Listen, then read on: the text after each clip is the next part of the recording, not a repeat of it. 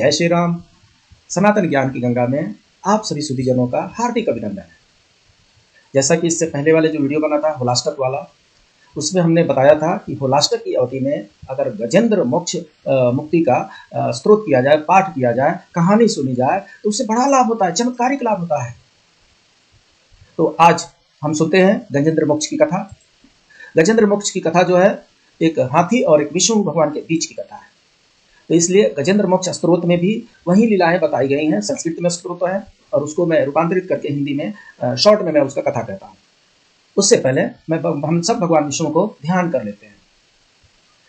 शांताकारं भुजगशयनं शांताकारं भुजगशयनं पद्मनाभं सुरेशं विश्वाधारं गगनसदृशं मेघवर्णं शुभांगं लक्ष्मीकान्तं कमलनयनं योगविद्यानगम्यं वन्दे विष्णु भवभयहरणं सर्वलोकैकनाथ। ओम श्री विष्णु नमः।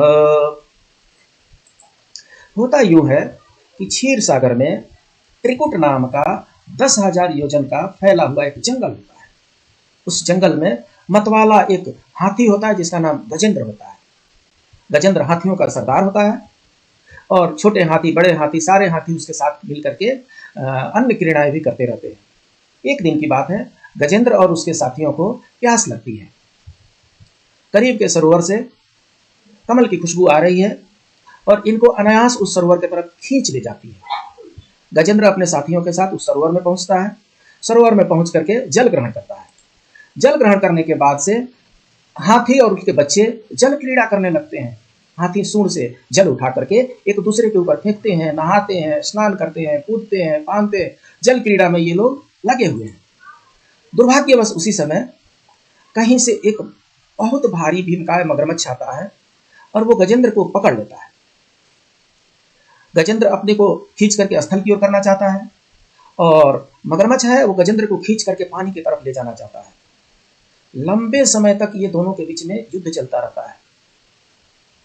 गजेंद्र को फंसा हुआ देख करके गजेंद्र के साथ जो हाथी के बच्चे हैं, जो हाथी, बाकी सब हाथी हैं जो गजेंद्र के साथी हैं, वे सब भी परेशान है। वो सब भी पानी में तरह तरह के कोलाहल कर रहे हैं, सूंड से चिल्ला रहे हैं, छटपटाहट कर रहे हैं, बचा नहीं पा रहे हैं। जब लंबे समय तक युद्ध चलता रहता है तो हाथी धीरे धीरे शिथिल होने लगता है, थकने लगता है और जलीय जीव होने के चलते मगरमच्छ मजबूत होता जाता है।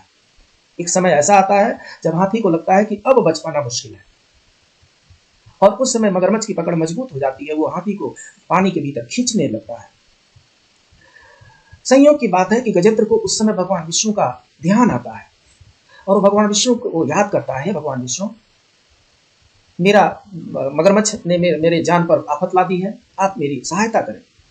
भगवान विष्णु माता लक्ष्मी के साथ उस समय भोजन ग्रहण कर रहे होते हैं। भोजन छोड़ करके भगवान विष्णु गरुड़ पर सवार होकर के तुरंत उस सरोवर के पास पहुंच जाते हैं।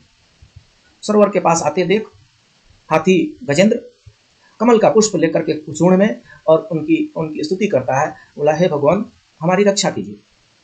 भगवान तुरंत गरुड़ से कूदते हैं और कूद करके ग्राह और हाथी दोनों को खींच के निकालते हैं बाहर और निकाल करके अपना सुदर्शन चक्र निकालते हैं और सुदर्शन चक्र से ग्राह का गर्दन काट देते हैं। ग्राह का गर्दन सुदर्शन चक्र से काट देने के बाद से हाथी गजेंद्र बच जाता है और फिर सारे हाथी हैं, गजेंद्र और उसके बच्चे फिर से क्रीड़ा करने लगते हैं। जब ये कथा श्री सुखदेव जी महाराज परीक्षित को सुना रहे होते हैं तो महाराज परीक्षित उनसे प्रश्न करते हैं कि हे सुखदेव जी, ये बताइए कि ये गजेंद्र कौन है जिसके लिए भगवान विष्णु अपना भोजन छोड़ करके उसको बचाने के लिए चले आए, और ये कुक्कू कौन है, ये मगरमच्छ कौन है जिसका भगवान विष्णु ने उद्धार किया। श्री सुखदेव जी कहते हैं, एक समय की बात है, इंद्रद्युम्न नाम के एक पांडव प्रदेश के राजा हुआ करते थे। राजा बड़े प्रतापी थे, प्रजा सुखी थी। राजा के मन में विष्णु भगवान रमे हुए थे। धीरे धीरे राजपाट से उदास होते होते राजा जो है वो 24 घंटे भगवान विष्णु के पूजन पाठन में लीन रहते थे।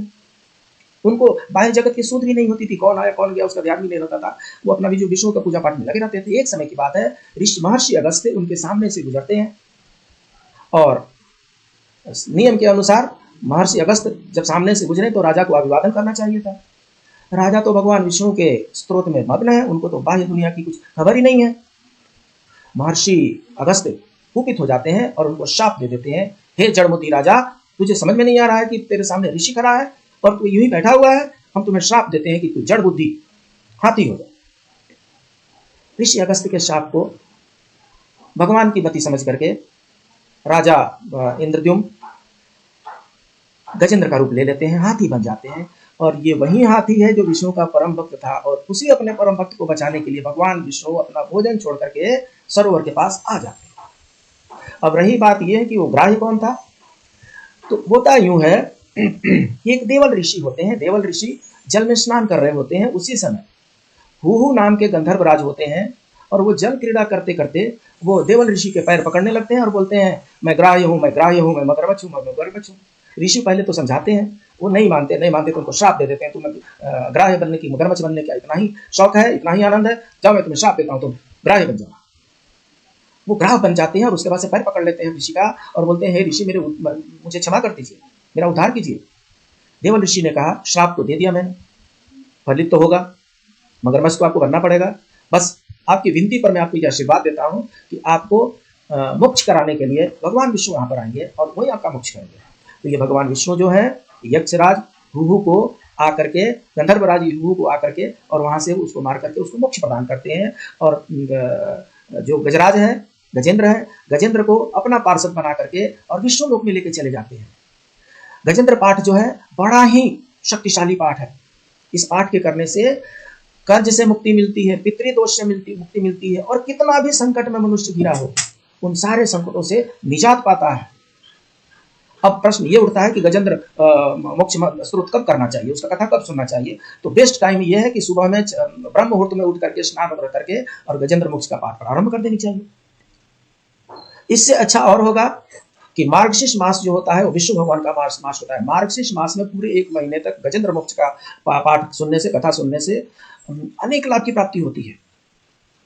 और अगर सबसे कम समय में गजेंद्र मोक्ष को सिद्ध करना है, उसके फल को प्राप्त करना है, तो सर्वोत्तम समय जो है वो होलाष्टक है। फागुन मास के शुक्ल पक्ष के अष्टमी से लेकर के फागुन मास के शुक्ल पक्ष के पूर्णिमा तक जो समय होता है उसको होलाष्टक कहते हैं। और होलाष्टक के समय में गजेंद्र मोक्ष का स्त्रोत करने से, उसका पाठ सुनने से, उसकी कहानी सुनने से, उसका कथा सुनने से सारे दुख दूर हो जाते हैं। इस पृथ्वी के जितने सुख हैं सबका उपभोग करके मनुष्य अंत में वैकुंठ लोक को प्राप्त करता है। आप भी प्रयास करें, समय निकालें और होलाष्टक पीरियड में जो 10 मार्च से लेकर के 17 मार्च 2022 तक है, इस बीच में गजेंद्र मोक्ष का कथा सुने, पाठ सुने। आपको अगर ये कथा अच्छी लगती है तो आप सब्सक्राइब कर सकते हैं, लाइक कर सकते हैं, शेयर कर सकते हैं। और हाँ, अगर कमेंट में लिखना है तो ओम विष्णु नमः लिख दीजिए, ओम नमो भगवते वासुदेवाय नमः लिखिए। कमेंट में ये लिखिए। जब तक ये होलाष्टक जब तक चलता है तब तक इसको करते हैं। फिर मिलते हैं अगली बार एक नए कथा के साथ, एक नए विषय वस्तु के साथ, एक नए जोश के साथ, एक नए होश के साथ। तब तक के लिए सभी को होली की हार्दिक शुभकामनाएं। जय श्री राम।